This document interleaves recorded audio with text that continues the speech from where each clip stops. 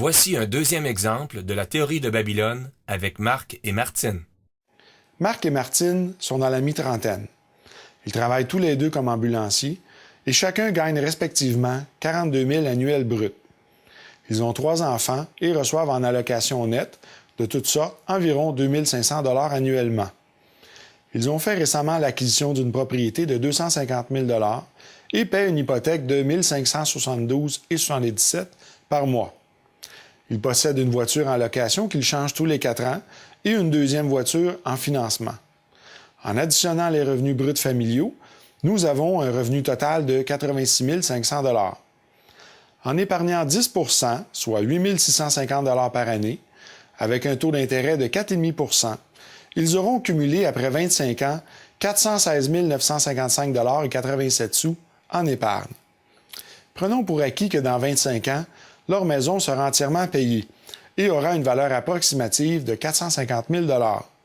Leur valeur d'actifs s'élèvera à 866 695,87 $ en tenant compte bien sûr qu'ils n'auront jamais d'augmentation de salaire durant 25 ans.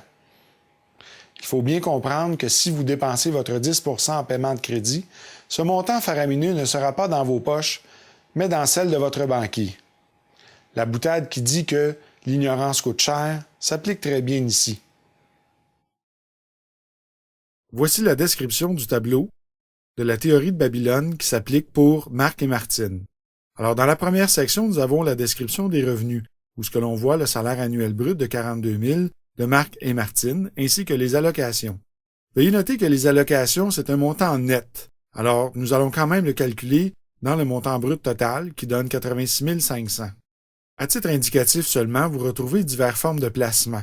Veuillez noter que vous devez vous référer à un planificateur financier accrédité par l'Autorité des marchés financiers afin de pouvoir être bien conseillé dans votre situation de placement. Description des dettes mensuelles. Dans cette section, vous retrouvez l'ensemble des dettes contractées à crédit pour Marc et Martine.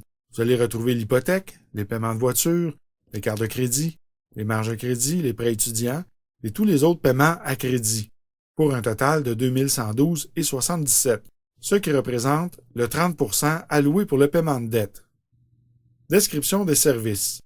Vous retrouvez ici le 60 % alloué pour le paiement des services tels que l'impôt, les taxes foncières, l'assurance automobile, habitation, l'essence, les produits alimentaires, l'esthétique, l'assurance vie, l'habillement, l'entretien automobile, les surplus, sorties et activités, pour un total de 4 325.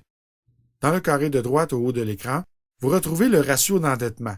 Voici la méthode de calcul pour connaître votre ratio. Cumulez le total des paiements à crédit divisé par votre revenu brut mensuel. Vous arriverez à un pourcentage qui vous donnera votre ratio d'endettement. Dans le présent cas, le ratio d'endettement de Marc et Martine est de l'ordre de 29 %, ce qui est excellent. Voici la grille du budget de Marc et Martine.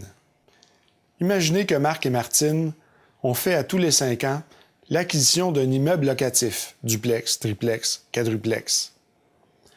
Réfléchissez maintenant à l'effet de levier et quels seraient leurs actifs après 25 ans. Eh oui, plus de 3 millions de $. Et en revenus maintenant, 311 500 $ annuellement, incluant leur salaire d'ambulancier de 86 500. Qui aurait dit qu'avec un salaire de 42 000 annuellement, quelqu'un pourrait devenir aussi riche? Venez rencontrer un de nos accompagnateurs et nous nous ferons un plaisir de vous assister dans votre démarche d'élaboration d'un budget babylonien.